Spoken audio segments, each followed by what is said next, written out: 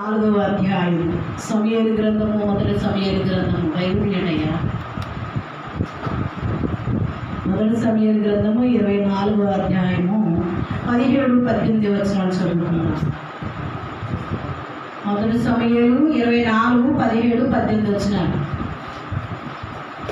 దావీదు ఇట్లనెను, యెహోవా నన్ను నీ చేతికి అప్పగింపగా నన్ను చంపగా విడిచినందుకు ఈ దినమున నీవు నా అపకారములకు ఉపకారము చేసిన వాడవై నా ఎడల నీకున్న ఉపకార బుద్ధిని వెల్లడి చేసితివి కనుక నీవు నాకంటే నీతి పరుడవు.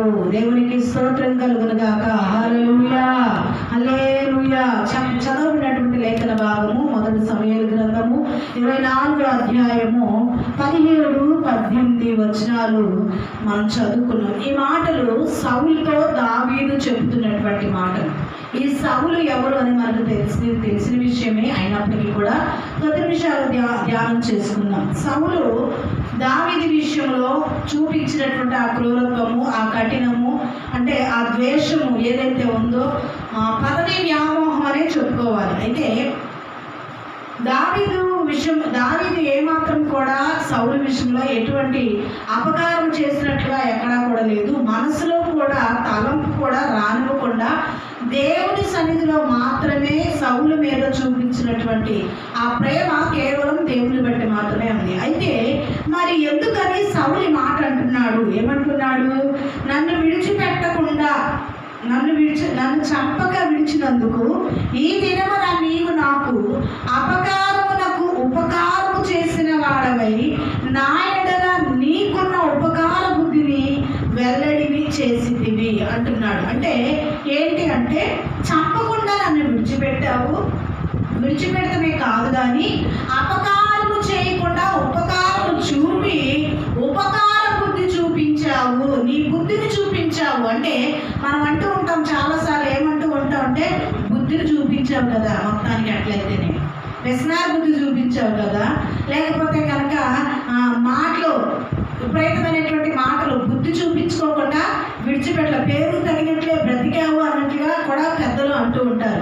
అలాగే ఇక్కడ చూసినట్లయితే కదా అంటున్నాడు కదా, సౌలు అంటున్నాడు కదా, నీవు అపకారము చూపించకుండా ఉపకారము చూపించావు అని చెప్పి ఇక్కడ సౌలు చెబుతూ ఉన్నాడు. అసలు ఎందుకని అపకారం చూపించాలి, కానీ ఎందుకని దావీదు ఉపకారం చూపించాడు అంటే మనకు తెలిసినటువంటి మాటలే. దావీదుని సౌలు మహారాజు తరుముతూ ఉన్నాడు.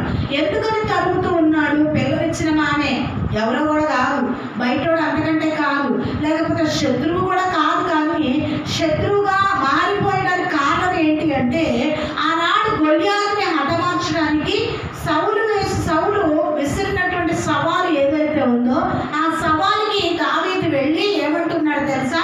యుద్ధము యెహోవాది అని చెప్పి, అంటే ఏది ఆశించలేదు కానీ దావీదు రాజ్యాధికారం వస్తుందని, లేకపోతే కనుక సౌలుకు మాత్రం వివాహం చేసుకోవాలని ఎటువంటి ఉద్దేశం అయితే లేదు. కానీ దావీదు వెళ్ళి యుద్ధము యెహోవాదే, ఇశ్రాయేలు ప్రజలైనటువంటి వారిని ఒక గొలియాతు వచ్చి, అంటే దేవునికి విరోధంగా ఉన్నటువంటి గొలియాతు, అంటే దేవునికి వ్యతిరేకమైనటువంటి వ్యక్తులు, దేవుని సన్నిధిలో వారు ఏమాత్రం కూడా దేవుణ్ణి అంగీకరించినటువంటి వారు ఎలా సవాలు విసురుతున్నారంటే, మీరు రండి మీతో నేను సవాలు విసురుతున్నాను అని చెప్పి గొలియాతు సవాలు విసిరితే ఆ సవాలుకి వెళ్ళినటువంటి దావీదు ఎలా కనిపిస్తున్నాడంటే గొలియాతుకి కుక్క పిల్లలా కనిపిస్తున్నాడు. దావీదుకి ఎలా కనిపిస్తున్నాడు?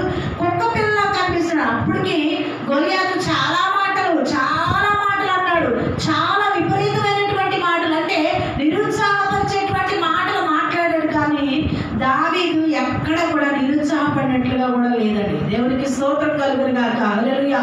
చాలా మంది యుద్ధ భూములు అందరూ కూడా మోహరించి ఉన్నారు. యుద్ధ భూములు అనేకులు వారి ఆయుధాలు పట్టుకొని గొలియాతు మీదకి వెళ్ళి సాహసం చేయలేక వారందరూ కూడా వెనకడుగు వేసినటువంటి ఆ సమయంలో దావీదు యుద్ధము యెహోవాదే అని చెప్పి కేవలం 5 రాళ్ళు తీసుకొని ఒడిసెల్లో పెట్టి గొలియాతుని హతమార్చాడు. దేవునికి స్తోత్రం కలుగునుగాక. హల్లెలూయా. అయితే వారు నమ్ముకున్నటువంటి ఇశ్రాయేలు ప్రజలు రాజు నమ్ముకున్నటువంటి ఆయుధాలేవి కూడా అక్కడికి రాలేదండి. వారికి ఉన్నటువంటి ఆయుధాలన్నీ కూడా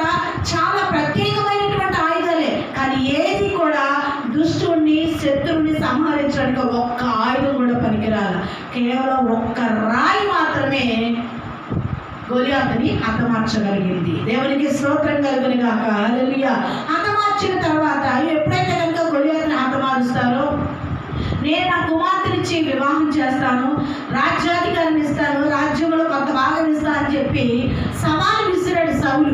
ఆ సౌలు చెప్పినటువంటి మాటలకి ఆయన ఉత్తేజించబడి ఉల్లాసించబడి దావీదు ఎక్కడ కూడా ఒప్పుకోలేదు. కానీ ఆ మాటలకి మరి సౌలు మహారాజు చెప్పినటువంటి మాటకి ఆమోదం చేయాలి. కాబట్టి సౌలు ఏం చేశాడంటే దావీదుని పిలుచుకొని వచ్చి అతనికి ఎప్పుడైతే కనుక గొలియాతుని హతమార్చాడో, హతమార్చినటువంటి దావీదును చూసి ప్రజలందరూ కూడా, అంటే పట్టాభిషేకానికంటే ముందుగా ఏం చేశారంటే ప్రజలందరూ కూడా జేజేలు పలికారండి. ఎందుకో తెలుసా?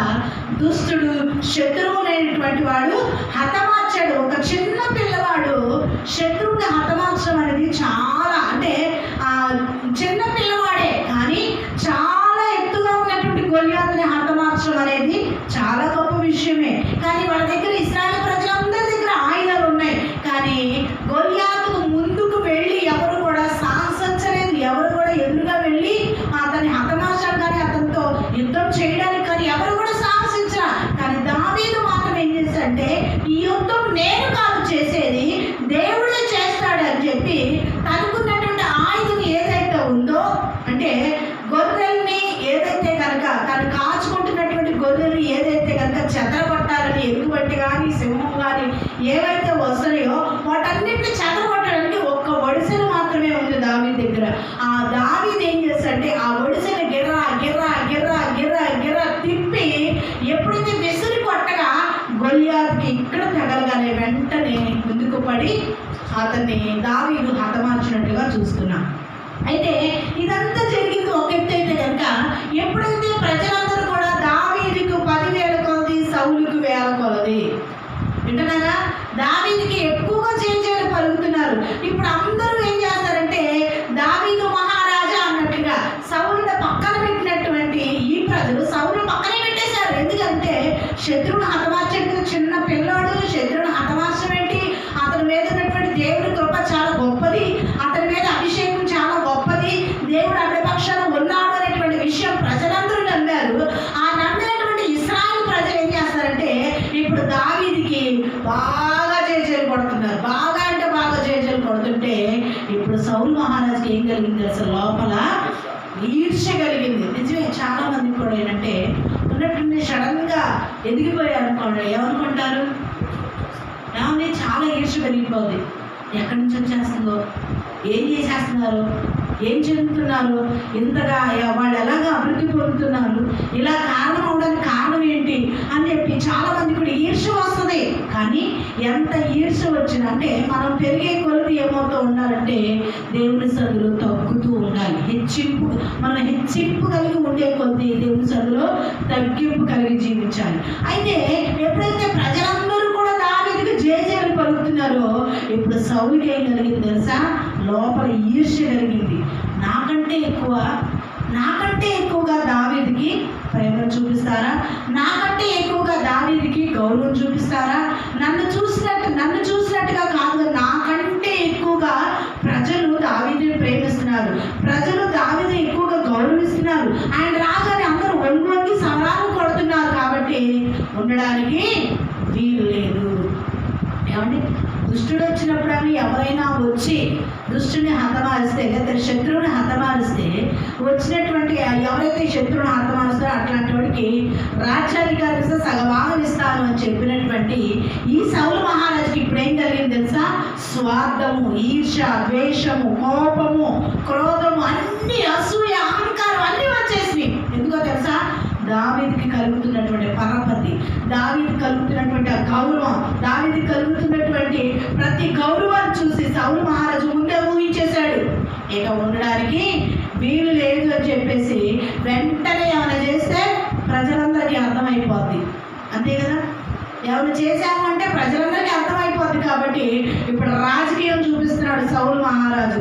రాజకీయం చూపించి ఏం చేస్తాడంటే ఏదో రకంగా ఉన్న పొలానికి చంపేస్తే, ఉన్న పొలానికి ప్రాణం తీస్తే ఆ నింద నా మీదకి వస్తుంది, నింద నా మీదకి రాకుండా చేతులు దులుపుకునే విధంగా దావీదుని చంపాలని విశ్వ ప్రయత్నాలు చేశాడు. ఇన్ని ప్రయత్నాలు చేసిన దేవుని కృప దావీదు నుంచి తొలగిపోలేదు. దేవునికి స్తోత్రం కలుగును గాక. హల్లెలూయా. అందుకే యెషయా గ్రంథంలో అంటాడు కదా, దావీదుకు చూపినటువంటి శాశ్వతమైన కృపను నేను మీకు చూపిస్తాను అంటున్నాడు. అసలు ఎందుకని దేవుడు ఆ మాట అన్నాడని మనం ఆలోచన చేస్తే, దావీదు కూడా ఏం చేశాడంటే, సౌలు తరుగుతున్న కొలది దావీదు పారిపోతాడు అన్నాడు. మరి ఆ రోజు గొలియాతుని చంపినటువంటి ఆ బలము, గొలియాతుని చంపినటువంటి ఆ బుద్ధి బలము ఇప్పుడు సౌలు మీద కూడా యాక్షన్కి రియాక్షన్ చూపించవచ్చు కదా. ఏంటి నువ్వేదైనా నువ్వు ఇలా చేస్తే నేను చేయలేనా, ప్రజలందరూ కూడా చెప్పుకోవచ్చు కదా. ఎంత చెప్పినా ఏమి చేసినా సౌలు రాజు కాబట్టి ఏదైనా కానీ ఎవరైనా కానీ ఏ రకంగా అంటే వెన్నుపోటు అంటారు చూసారా, పక్కనే ఉండి కూడా చంపించేటువంటి దినాలవి. అయితే కానీ దావీదు మాత్రం ఎవ్వరికి ఏం చెప్పుకోలేదండి. దావీదు ఎవరికైనా చెప్పుకున్నాడా, నన్ను సౌలు చంపడానికి ప్రయత్నం చేస్తున్నాడు, ఎవరికి చెప్పుకోరా. అసలు సొంత కొడుకే వచ్చి బావమరిదే వచ్చి చెప్తున్నాడు, ఎవరి, మా నాన్న నిన్ను చంపాలని చూస్తున్నాడు, నువ్వు పారిపో. కానీ దావీదు ఎక్కడ కూడా నన్ను చంపాలనుకున్నాడు, పిల్లనిచ్చిన మామ సొంత మామ నన్ను చంపాలనుకున్నాడు ఎక్కడా కూడా చెప్పుకోలేదు. కానీ బావమరిది మాత్రం బావగారు క్షేమం కోరినట్టుగా ఆయన ఏం చేశాడంటే, నువ్వు పారిపోయా, మా నాన్న నేను చంపాలని చూస్తున్నాడు కాబట్టి నువ్వు వెళ్ళిపో. ఎందుకంటే వాళ్ళు మంచి స్నేహితులు కాబట్టి ఏం చేశాడంటే, దావీదుని వెళ్ళిపో, నువ్వు ఉండద్దు ఇక్కడ, మా నాన్న నేను చంపాలనుకుంటున్నాడు, నీకు పట్టాభిషేకం చేయడు, నీకు రాజ్యాన్ని ఇవ్వడం కంటే ముందుగా నేను ప్రాణం తీయాలనే ఆలోచనతో పెడతాడు, నువ్వు పారిపో అంటే ఇలాగ అడవులు పట్టుకొని పారిపోతూ ఉన్న సౌలు మాత్రం విడిచిపెట్టలేదు. పారిపోయాడులే, నన్ను చూసి పారిపోయాడులే అనుకొని ఏమాత్రం కూడా అనుకోలేదు. కానీ పారిపోయే కొద్దీ తరుగుతూనే పలానా చోట ఉన్నాడు దావీదు, అయితే పలానా అందరూ కలిసి అతను చంపేద్దామని చెప్పి తన సైనికులతో కలిసి వెళ్ళి అతను చంపాలని ఉద్దేశం సౌలు మహారాజుకి చాలా బలంగా దృఢంగా ఏం చేశాడంటే, చంపాలి అనేటువంటి ఆలోచన సౌలుకుంది. కానీ దావీదు ఏం చేస్తాడంటే సౌలు నుంచి తప్పించుకుంటూనే ఉన్నాడు, అతను తగ్గుతూనే ఉన్నాడు, సౌలు తరుగుతూనే ఉన్నాడు, దావీదు పారిపోతున్నటువంటి ఆ సమయంలో ఒకానొక రోజు ఇలా పారిపోతూ ఉండగా సౌలు మహారాజు తరుగుతూ ఉండగా అలిసిపోయాడు సౌలు. దావీదు పారిపోవడంతో కూడా ఎక్కడ కూడా అలిసిపోయినట్టు కనపడలేదు. కానీ తరుగుతున్నటువంటి సౌలు మాత్రం అలిసిపోయి ఒక గుహలో కూర్చొని, చూడండి ఒకసారి 24వ అధ్యాయం 1వ వచనం చూస్తే 1 చదువుకుంటే, సౌలు ఫిలిష్తీయులను తరుముటం మాని తిరిగి రాగా దావీదు ఎన్గేది అరణ్యమందున్నాడని అతనికి వర్తమానం వచ్చినప్పుడు సౌలు ఇశ్రాయేలీయులలో 3,000 మందిని ఏర్పరచుకొని వచ్చి కొండ మేకలకు వాసములకు శిలా పర్వతముల మీద దావీదును అతని జనులను వెతుకుటకై బయలుదేరును. మార్గంలో ఉన్న గొర్రెల దొడ్లకు అతడు రాగా అక్కడ ఒక గుహ కనబడింది. అందులో సౌలు శంఖావర్తనికి పోగా దావీదును అతని జనులు గుహ లోపలి భాగంలో ఉండేది కనుక ఎవరికి స్తోత్రం కలుగును గాక. హల్లెలూయా. ఒక్కడిని చంపడానికి ఎంతమంది వెళ్ళారు తెలుసా? 3,000 మంది వెళ్ళారు. ఇక్కడ చదివితే 3,000 మందిని సౌలు ఇశ్రాయేలు అందరిలో నుండి 3,000 మందిని ఏర్పరచుకొని దావీదును అతని జనులను వెతకడానికి దావీదుని అతని జనులను హతమార్చడానికి సౌలు ఎంతమందిని కూడబెట్టుకుని తెలుసా? 3,000 మందిని. కేవలం ఒక మనిషిని చంపడానికి, ఒక వ్యక్తిని చంపడానికి, ఒక సమూహాన్ని చెదరగొట్టి కేవలం ఒక వ్యక్తిని చంపడానికి 3,000 మందిని తీసుకుని వెళ్ళాడు. ఆఫ్టర్ ఆల్ గొలియాతుని చంపిందే ఒకడు. ఆ ఒక్కడిని చంపడానికి సౌలు ఎంతమందిని తీసుకెళ్ళాడు? 3,000 మందిని. ఏమండి, 3,000 మంది ఎక్కువ. ఒక వ్యక్తిని అంటే గొలియాతుని హతమార్చినటువంటి దావీదు విషయంలో దేవుడు చూపించినటువంటి కృప దావీదుని విడిచిపెట్టిపోయిందంటే ఎక్కడ కూడా విడిచిపెట్టుకోవాలి. అయితే దావీదు ఇలాగ పారిపోతున్న విషయం, పలానా చోట ఉన్నాడనే విషయం తెలుసుకొని సౌలు తన ఉన్నటువంటి సమూహం అంతా కూడా ఒక చోట ఆగి అక్కడ ఏం చేస్తుందంటే సేద తీరిన తర్వాత వాళ్ళకు ఉన్నటువంటి ఆయుధాలన్నీ కూడా పక్కన పెట్టి అందరూ కూడా విశ్రాంతి తీసుకుంటున్నారు. సౌలు అయితే కనుక శంఖావర్తనికి వెళ్ళినట్టుగా కనిపిస్తుంది. అయితే వీళ్ళందరూ ఒక నిద్రలో ఉంటూ ఉండగా దావీదు తన జనులైన వారందరూ కూడా ఏం చేశారు తెలుసా? దావీదు వచ్చాడనే విషయం తెలుసుకోవడం అంటే సౌలు దావీదు చేతికి చిక్కాడని అనుకోవాలి. దావీదు సౌలు చేతికి చిక్కడం కాదు, సౌలే దావీదు చేతికి చిక్కబడినట్టుగా తెలుసుకోవడానికి, దావీదు వచ్చాడనే విషయం తెలుసుకోవడానికి చేసుకోవడానికి దావీదు ఏం చేశాడంటే తన దగ్గర ఉన్నటువంటి అమోహం ఏవైతే ఉన్నాయో వాటన్నిటిని తీసుకొని ఒక నీలగుడ్డిని, ఒక ఆయుధాన్ని, ఒక దీపాన్ని తీసుకొని వెళ్ళిపోయాడు దావీదు. అయితే ఇవన్నీ ఎందుకు తీసుకొని వెళ్ళాడంటే దావీదు ఏం చేస్తున్నాడంటే సౌలుకి చెప్తున్నాడు, సౌలా నేను నీ దగ్గరకు వచ్చానయ్యా, మహారాజా నేను నీ దగ్గరకు వచ్చాను, నీ పక్కన నన్ను ఉండవలసినటువంటి ఆ నీడపట్టు ఉందేమో చూడు, నీ పక్కన ఉండవలసినటువంటి ఆయుధం ఉందేమో చూడు, నీ దగ్గర ఉండవలసిన దేవుడు నీ దగ్గర ఉందేమో చూసుకో అని చెప్పి ఏవైతే తాను తీసుకొని వచ్చాడు. చంపేయచ్చుగా, నిద్రలోనే ఉండగా ఒక్క పోటు గుండెల్లో పొడి చేస్తే చచ్చిపోతాడుగా సౌలు. అసలు ఆ బాధ అనేది ఉండదుగా, ఊళ్ళు పట్టుకొని ఎడారులు పట్టుకొని అడవులు పట్టుకొని తిరగాల్సిన అవసరమే ఉండదు కదా. తన చేతికి అంటే దావీదు చేతికి చిక్కవలసినటువంటి దుష్టుడు అంటే అది శత్రువు అనే అనుకోవాలి. కానీ దావీదు ఏం చేశాడంటే సౌలు చంపకుండా ఏం చేశాడు తెలుసా, తన దగ్గర ఉన్నటువంటి ఆయుధాన్ని తీసుకొని వచ్చినట్టుగా చూస్తున్నాం. దేవునికి స్తోత్రం కలుగును గాక. హల్లెలూయా.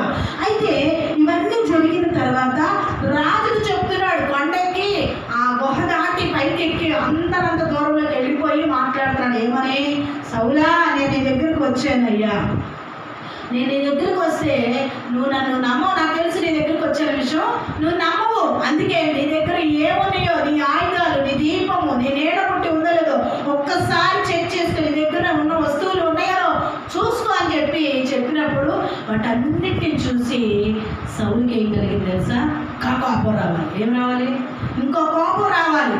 కానీ సౌలుకి ఏం కలిగింది తెలుసా, పశ్చాత్తాపం కలిగింది, దుఃఖం కలిగింది. అంటే నిద్రలో ఉన్నటువంటి సౌలుని దావీదు వేలు ఒక్క పోటుతో గుండెల్లో గుచ్చితే చచ్చిపోతాడు కదా. కానీ దేవుడు ఏం చేశాడంటే సౌలుని దేవుడే అభిషేకించాడు, దావీదుని కూడా దేవుడే అభిషేకించాడు. కాబట్టి దేవునికి భయపడినటువంటి ఆ దావీదు ఏం చేశాడంటే సౌలుని హతమార్చకుండా ఇప్పుడు సాక్ష్య రూపంలో మాట్లాడుతున్నాడు.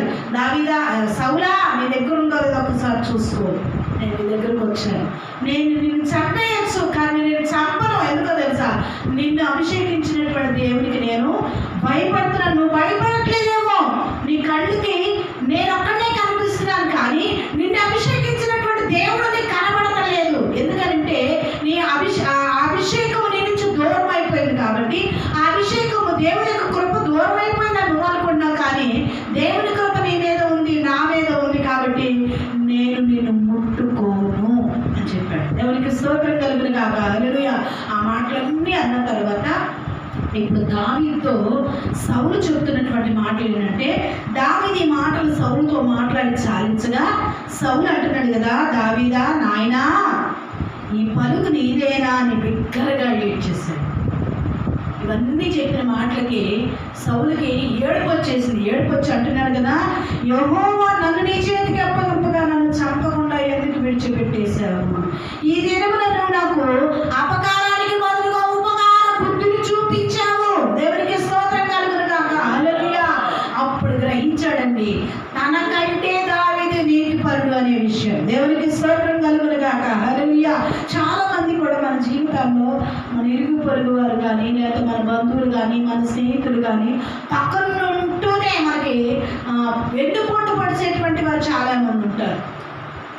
చాలా మంది కూడా ఏం చేస్తారంటే అపకారం తలపెడుతూ ఉంటారు. కుటుంబాల్లో స్నేహితులు, బంధువులు, ఇలాంటి వారు, ఇలాంటి సమాజంలో చాలా మంది కూడా ఉపకారాన్ని చూపించాల్సిన బదులుగా అపకారం చూపించేటువంటి వారు చాలా మంది ఉంటారు. కానీ దావీదు ఏం చేశాడంటే అతను చంపకుండా ఉపకారం చేసి దేవుని సన్నిధిలో నీతిపరుడుగా ఉన్నాడు. దేవునికి స్తోత్రం కలుగును గాక. హల్లెలూయా. నువ్వు అపకారం చూపిస్తున్నావా, ఉపకారం చూపిస్తున్నావా? నువ్వు ఉపకారం చూపించావంటే అతని కంటే నీవే నీతిపరుడు అవుతావు. చాలా మంది ఏం చేస్తారంటే నన్ను ఒకప్పుడు దూషించిందండి, నన్ను ఒకప్పుడు హేళన చేసిందండి, ఇప్పుడు తప్పు లేదు వాళ్ళు అనుభవించడంలో అని అనటానికి బదులుగా ఆదరిస్తే నువ్వు ఆమె కంటే నీతిపరురాలు. అలా అనకుండా తప్పదు, భరించాలి, నువ్వు అలాగే అనుభవించాలి అంటే నువ్వు నీతిపరుడు అవడం కాదు కదా.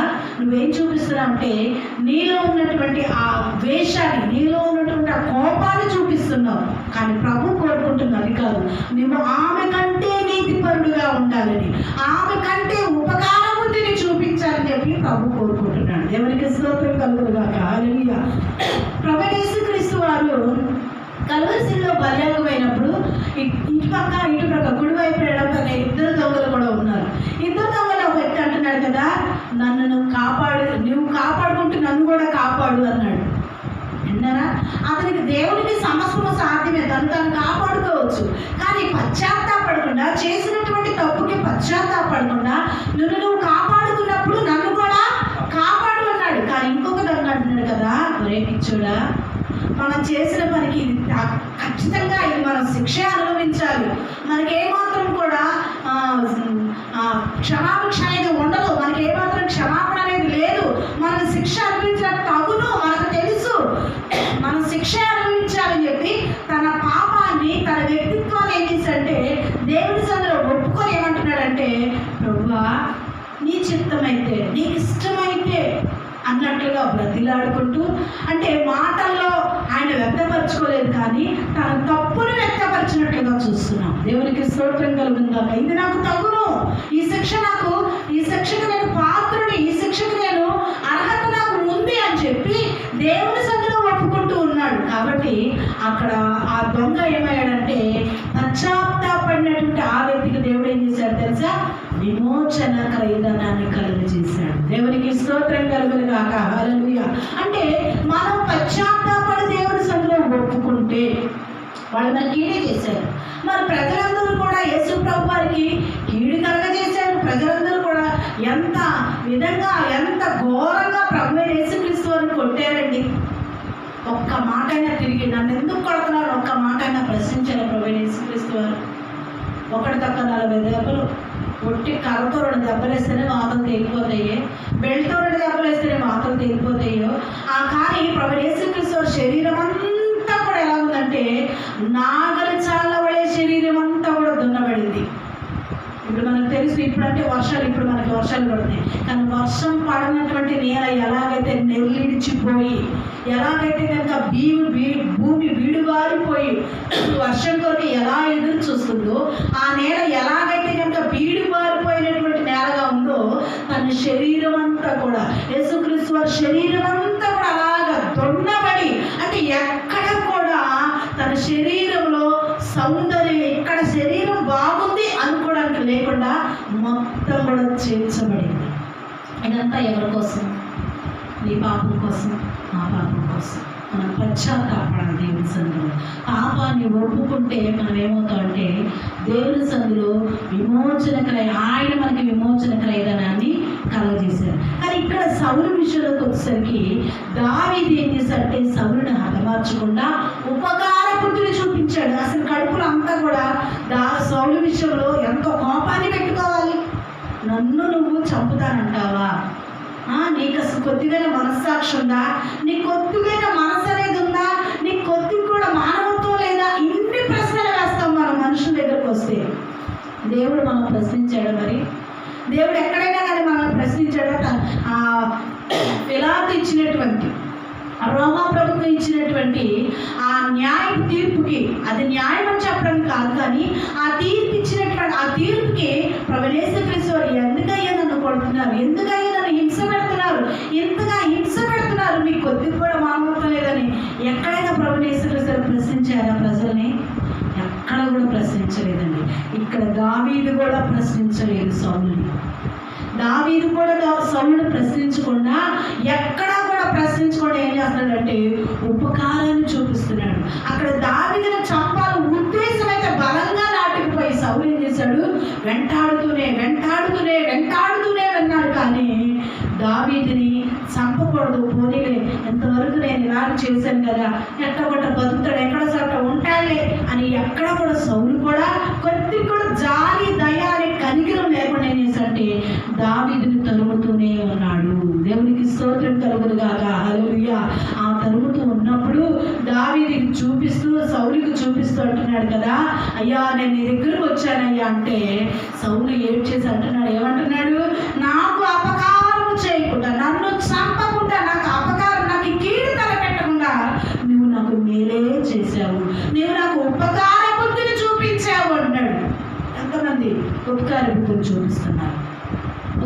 చేయాలి. చాలామందికి ఒకవేళ కొందరు పడిపోయారు అనుకోండి, పడితే పడ్డాలే, నేను కాదు ఇంకొకటి చేస్తానులే, కానీ ఈలోపు మనం చూసుకుంటూ వెళ్ళిపోతే ఆ నేరారోపణ కూడా మనదే అవుతుంది. కనీసం మనం సాయం కూడా చేయలేకపోతే, కనీసం చేయూత కూడా ఇవ్వకపోతే ఆ నేరారోపణ మనమే అవుతుంది. మరి యేసుక్రీస్తు వారు కూడా ఎక్కడ కూడా ఆయన ప్రశ్నించకుండా బదులు మనం మాట్లాడకుండా ప్రభు యేసుక్రీస్తు వారు అంతగా ఆయన ప్రశ్నించకుండా ఆయన మన కోసం విరిగిపోయాడు, నలిగిపోయాడు, శరీరం అంతా కూడా దున్నపడింది.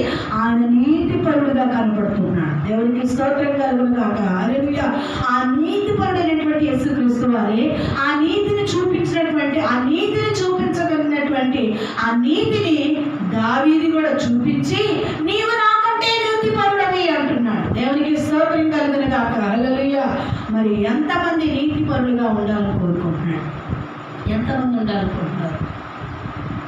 ఒకవేళ అపకారం తలపెట్టి ఉంటే, నేను తెలియకుండానే తెలుసో తెలియక అపకారం తలపెట్టాను, ప్రభు అదంతా నన్ను క్షమించు, ఇతరులకు నేను కీడు కలగజేశాను, ఒకవేళ నన్ను క్షమించు ప్రభు, వాళ్ళ దుష్టులే, వాళ్ళ శత్రువులే, చంపాలంత కోపం అయితే నీ మీద లేదు కదా, కీడు చేయాలనే ఆలోచనే ఉంది కానీ, నేను బాధపరచాలని ఆలోచన అయితే ఉంది కానీ చంపాలంత కీడైతే కనుక నీ మీద లేదు కదా. అంతకంటే ఎక్కువగా దావీదు శ్రమను అనుభవించాడు. చంపుతాడనే విషయం దావీదుకి తెలిసినా పారిపోతూనే ఉన్నాడు. ఒక్కసారి వెనక్కి తిరిగి తన వడిసలో ఒక్క రాయిసు గొలియాతుని హతమార్చినట్టుగా సౌలును చంపలేడా? చంపగలడు. అంత ఆజాలబాహుడైనటువంటి గొలియాతునే హతమార్చినటువంటి దేవుడిచ్చినటువంటి కృపను మరలా వెనక్కి తిరిగి సౌలును చంపలేడా? చంపగలుగుతాడు. కానీ దేవునికి భయపడి తన నీతిని కాపాడుకున్నాడు, తన నీతిని చూపించుకున్నాడు, తన ఉపకార బుద్ధిని చూపించుకున్నాడు. దేవునికి స్తోత్రం కలుగును గాక. హల్లెలూయా. ఇక నుంచి అయినా కానీ మనం ఏం చేయాలంటే ఉపకారాన్నే చూపించాలి. ఏం చూపించాలి? ఉపకారమే చేయాలి. అపకారం ఎవరికి కూడా చేయకూడదు, కీడు ఎవరికి కూడా తలపెట్టకూడదు. మనస్సులో కూడా మనం కీడుని ఎంచకూడదు. ఇతరుల విషయంలో మనస్సులో కూడా, హృదయంలో కూడా అలాగే జరగాలండి, అంతే జరగాలండి. వాళ్ళు అలాగే నాశనం అయిపోయారు. ఒకనొకటి నన్ను బాగా హింస పెట్టారు, ఇప్పుడు వాళ్ళు అంతగా ఏడుస్తారంటే ఒకప్పుడు నేను ఇంకా ఎక్కువగా ఇచ్చానండి అనుకుంటారేమో. కానీ ఆ మాట కూడా అనకుండా మనం ఏం చేయాలి తెలుసా? నీతిని, మనం ప్రభు ఇచ్చినటువంటి నీతిని మనం చూపించవలసినటువంటి వారమే ఉన్నాం. దేవునికి స్తోత్రం కలిగిన గాక. హల్లెలూయా. కాబట్టి దావీదు ఎలాగైతే కనుక ఉపకార బుద్ధిని చూపించాడు, దావీదు ఎలాగైతే కనుక అంటే ఒక దుష్టుడు, అంటే దేవునికి వ్యతిరేకమైనటువంటి సౌలే అయినప్పటికీ కూడా ఒకప్పుడు దేవుని చేత ఎన్నిక చేయబడినటువంటి ఆ సౌలే ఇప్పుడు తిరిగి దేవునికి విరోధం అయిపోయి ఏమన్నాడంటే, దావీదుకి వ్యతిరేకంగా మాట్లాడుతూ ఏమన్నాడు? నీవు నాకంటే నీతిపరుడివి. అంటే శత్రువే మన గురించి మంచి సాక్ష్యం చెప్తాడు. దేవునికి స్తోత్రం కలుగును గాక. హల్లెలూయా. కొన్నిసార్లు మన గురించి అందరూ కూడా చెడే చెప్పచ్చు, కానీ ఆ శత్రువు నోట నుంచి కూడా దేవుడు గొప్ప సాక్ష్యాన్ని పలికించబోతాడు. దేవునికి స్తోత్రం కలుగును గాక. హల్లెలూయా. ఎప్పుడో తెలుసా?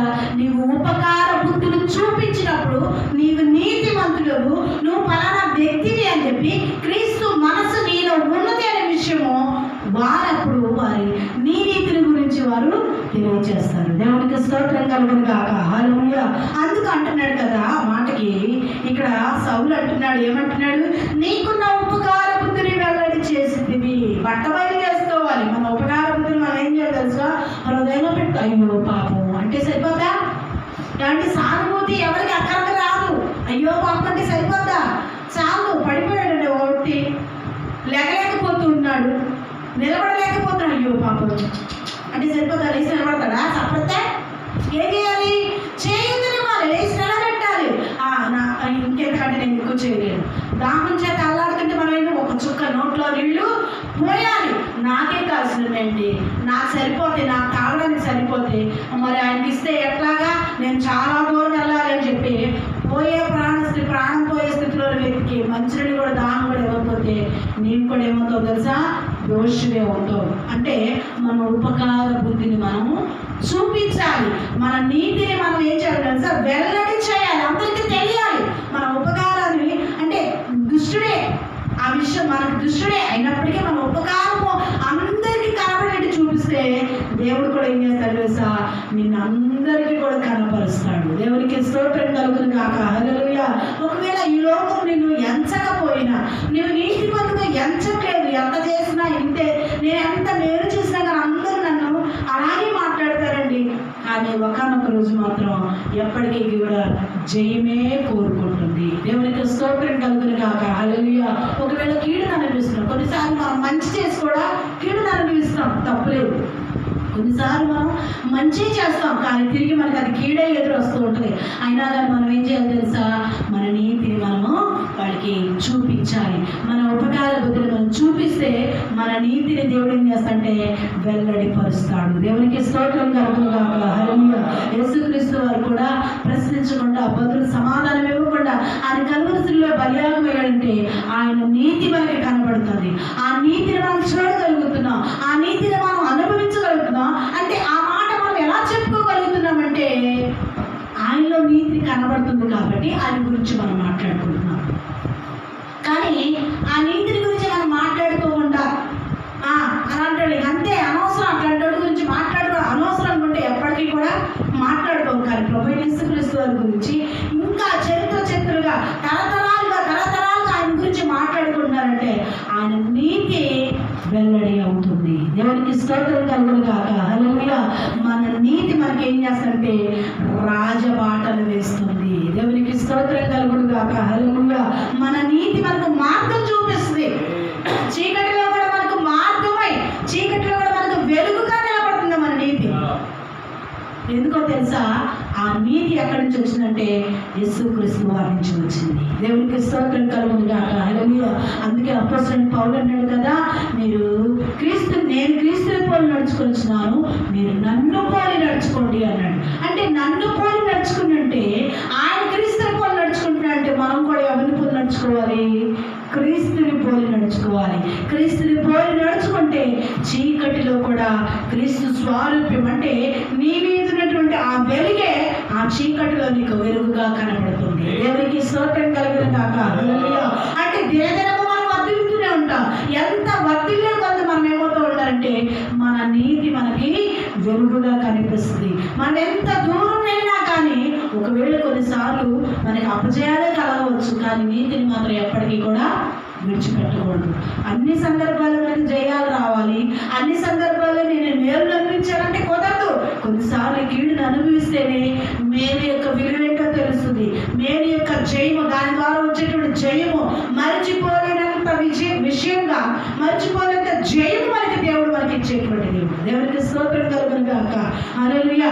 కాబట్టి మనము కూడా ఉపకార బుద్ధిని చూపించాలి. ఏ బుద్ధిని చూపించాలి? ఉపకార బుద్ధిని ఎవరికి చూపించాలి? ఇంట్లో వాళ్ళకి చూపిస్తే సరిపోదండి.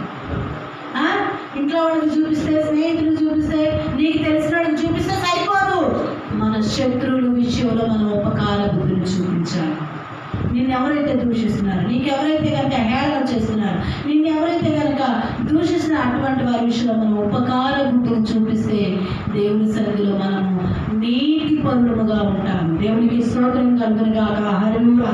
ఆ నీతే మనం పొందుకునేటువంటి ఆ నీతే మనకి చీకటిలో కూడా వెలుగుగా కనపడుతుంది. దేవునికి స్తోత్రం కలుగును గాక. హల్లెలూయా. దావీదు ఎన్ని శ్రమలు అనుభవించాడు, ఒక్క శ్రమ కాదు. ఎంత నలిగిపోయి ఉండాలండి. చచ్చిపోతాడన్న భయం, ఇంకో ఈ క్షణమే చచ్చిపోతాను, అమ్మో ఇంక నేను దొరికిపోయాను అనుకున్నాడు. కానీ దేవుడు మాత్రం అతనికి అప్పచెప్పలేదు. ఎందుకో తెలుసా, దేవుడు ఇద్దరిని కూడా అభిషేకించాడు. కాబట్టి అభిషేకించిన దేవుని విషయంలో దావీదు భయపడ్డాడు. కాబట్టి దేవుని సన్నిధిలో ఉపకార బుద్ధులు చూపించాడు. దేవునికి భయపడిన ప్రతి ఒక్కరూ కూడా ఏం చేస్తారు తెలుసా? ఉపకార బుద్ధులు చూపిస్తారు.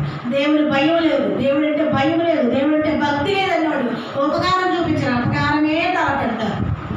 వాళ్ళు ఎంత చేసినా కానీ అపకారం, ఒకవేళ ఆ అపకారం లేకుండా నీకు జయం కలిగింది అనుకుంటావు, కానీ ఒకనొక సమయంలో పశ్చాత్తాపడే విషయం గ్రహింపు కలిగి ఉంటారు. సౌలు కలిగినటువంటి పశ్చాత్తాపం, కానీ సౌలుని విడిచినటువంటి ఆ కృప, సౌలు పోగొట్టుకున్నటువంటి అభిషేకము, సౌలు పోగొట్టుకున్న శాశ్వతమైన కృప ఎవరి దగ్గర తెలుసా? దావీదు దావీదుకి దక్కింది. దేవునికి స్తోత్రం కలుగును గాక. హల్లెలూయా. ఈ లోకము చాలా రంగుల వలయము, ఇదంతా వాడిని ఆకర్షిస్తుంది. కానీ ఇదంతా ఆకర్షించింది కదా అని చెప్పి ఎలాగలా బ్రతికేద్దామని చెప్పి ఎలాగలా ఉండిపోదాం అనుకుంటే కుదరదు. దేవునికి భయపడి బ్రతికితే నీవు నీతిపరుడుగా ఉంటావు. దేవునికి భయపడి నువ్వు ఉపకార బుద్ధిని చూపించాలి. ఆయన నిన్ను నిర్మించాడు, ఆయన నీ మీద తీర్పరిగా ఉన్నాడు. కాబట్టి ఆయన సన్నిధిలో నువ్వు ఎలా ఉండాలి తెలుసా? ఉపకార బుద్ధిని చూపించాలి. నీ ఇంట్లో వాళ్ళకి నీ స్నేహితులు చూపిస్తే సరిపోదండి.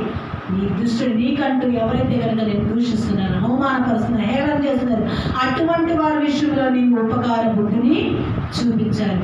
నాకు తెలిసిన వాళ్ళకి చూపిస్తానండి, ఉపకారం చేస్తాను. నా ఇంట్లో వాళ్ళకి చేస్తానండి ఉపకారం, నా బంధువులకు చేస్తానండి ఉపకారం. చేసిన వాళ్ళకే చేస్తే, నీకు తెలిసిన వాళ్ళకి చేస్తే దేవుడు ఎక్కడ మెచ్చుకుంటాడు?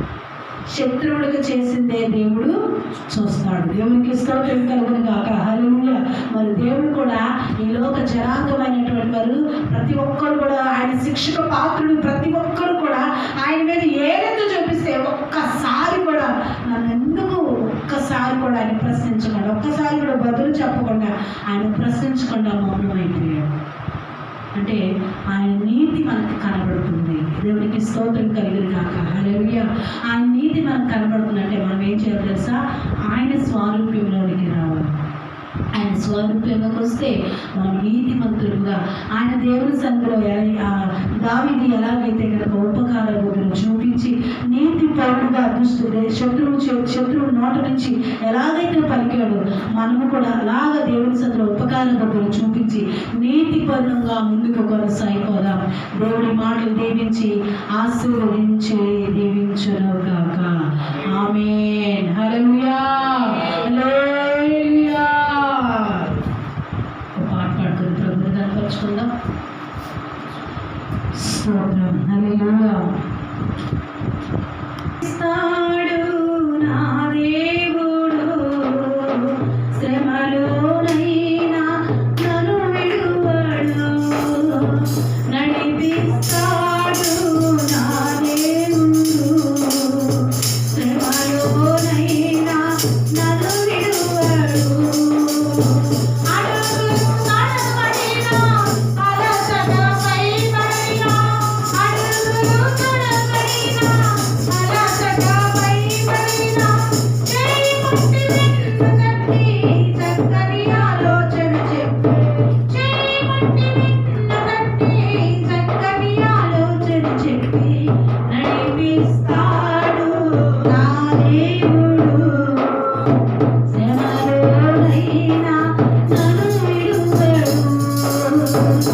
Thank you.